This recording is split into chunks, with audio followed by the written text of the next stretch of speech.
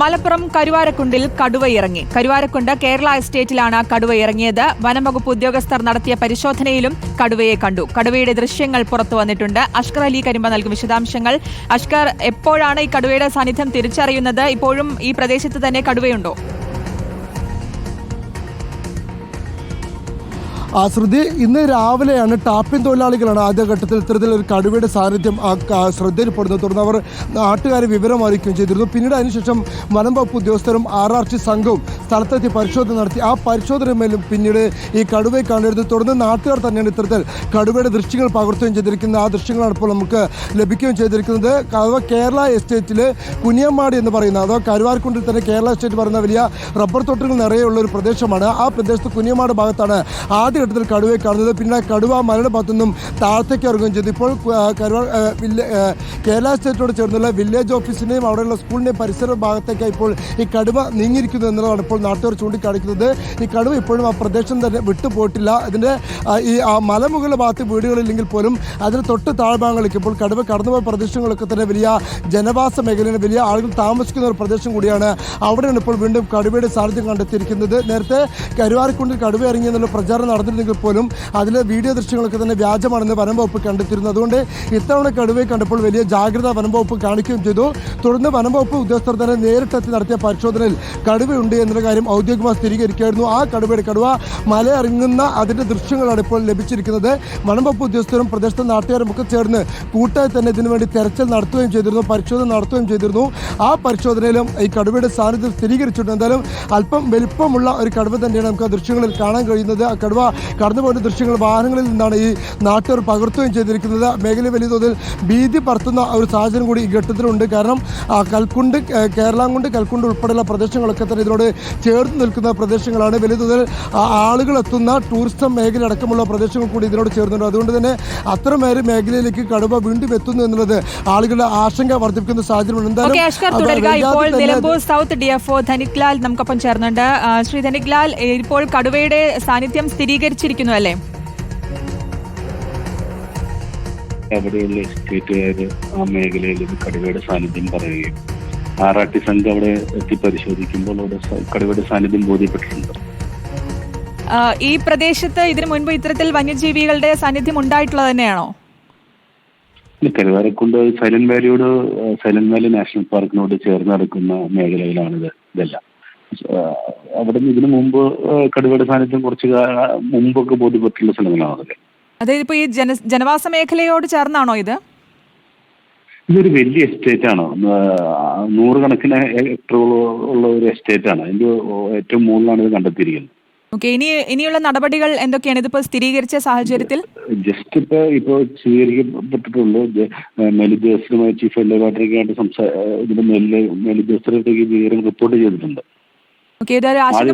ആദ്യത്തെ ഇത് drive ചെയ്യായിരിക്കും. Drive ചെയ്ത് അടുത്ത കാട്ടിലേക്ക് ഓടിക്കുക എന്നുള്ളതായിരിക്കും നടപടി. ഇതിപ്പോ ഒരു ആശങ്കപ്പെടേണ്ട ഒരു സാഹചര്യം ഉണ്ടാവും? ഇല്ല, അവിടെ സ്റ്റാഫുകൾ തന്നെത്താണ് കണ്ടിട്ടുള്ളത്. RRT അവിടെ സ്റ്റേഷൻ ചെയ്തിട്ടുണ്ട്. വളരെ നന്ദി ശ്രീ ധനിക്ലാൽ ഈ ഘട്ടത്തിൽ പ്രതികരിച്ചതിന്. നമുക്കൊപ്പം കടുവയെ കണ്ട ആളുകളിൽ ഒരാളായ യാസർ കൂടി ചേരുന്നുണ്ട്. യാസർ, എപ്പോഴാണ് ഈ കടുവയെ കണ്ടത്?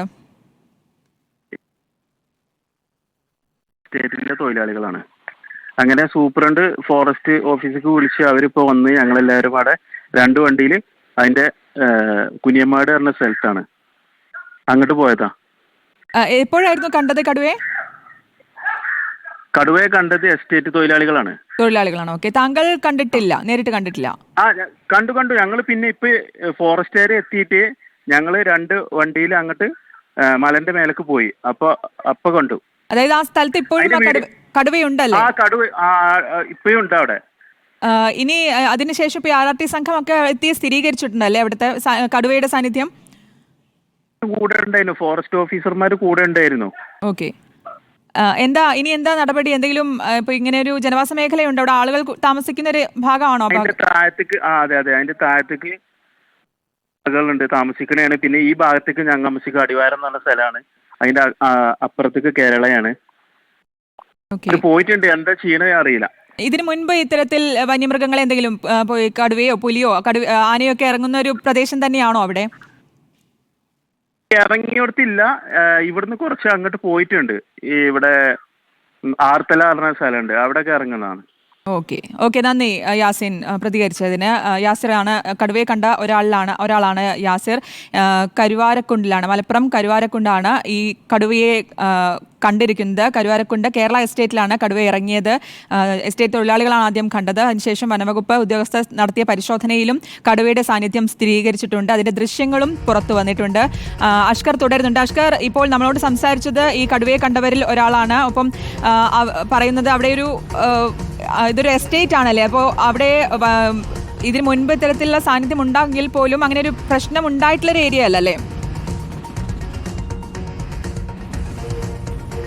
ശ്രുതി, കേരള സ്റ്റേറ്റ് എന്ന് പറയുന്നത് ഏകദേശം 120ഓളം ഹെക്ടറോളം വരുന്ന റബ്ബർ തോട്ടങ്ങൾ അടങ്ങുന്ന വലിയൊരു പ്രദേശം തന്നെയാണ്. അത്തരത്തിൽ ആ മേഖല എസ്റ്റേറ്റിനകത്ത് വലിയ തോതിൽ ചില ഭാഗങ്ങൾ മാത്രമേ, ഇല്ലെങ്കിൽ അതിൻ്റെ അതിർത്തി പ്രദേശങ്ങളൊക്കെ തന്നെ കൂടുതലും ഈ ആൾതാമസമുള്ളത്. അതിന് മധ്യഭാഗത്ത് അല്ലെങ്കിൽ മലയുടെ ഭാഗത്ത് വലിയ തോതിൽ ആൾതാമസമില്ല. പക്ഷേ ഈ കടുവ ആ ഭാഗത്ത് നിന്ന് മറ്റിടങ്ങളിലേക്ക് ഇപ്പോൾ നീങ്ങുന്നു എന്നുള്ളതാണ്. ഈ കേരള സ്റ്റേറ്റിനോട് ചേർന്ന് തന്നെയുള്ള വില്ലേജ് ഓഫീസ് ഉൾപ്പെടെയുള്ള പ്രദേശങ്ങളിലേക്ക് ഇത് നീങ്ങുന്നു എന്നുള്ളതാണ്. ആ ഭാഗങ്ങളൊക്കെ തന്നെ വലിയ തോതിൽ ആൾതാമസമുണ്ട്. ഇപ്പോൾ വനം വകുപ്പ് ഉദ്യോഗസ്ഥർ ആദ്യഘട്ടത്തിൽ കേരള എസ്റ്റേറ്റിലെ ടാപ്പിൻ തൊഴിലാളികളും എസ്റ്റേറ്റിലെ തൊഴിലാളികളുമൊക്കെയാണ് ഇത്തരത്തിൽ ഈ കടുവയെ കാണുന്നത്. പിന്നീട് അവർ വനം വകുപ്പിന് വിവരം അറിയിച്ചു. തുടർന്ന് വനം വകുപ്പ് ഉദ്യോഗസ്ഥരും നാട്ടുകാരും RFT സംഘങ്ങളും അടക്കം ഒന്നിച്ചു കയറി അത് സ്ഥിരീകരിക്കാൻ വേണ്ടി വീണ്ടും പരിശോധന നടത്തുകയായിരുന്നു. ആ പരിശോധനയിലാണ് വീണ്ടും കടുവയെ കണ്ടത്. ആ കടുവയുടെ ദൃശ്യങ്ങൾ ആ ഘട്ടത്തിലാണ് ഇപ്പോൾ നാട്ടുകാർ പകർത്തുകയും ചെയ്തത്.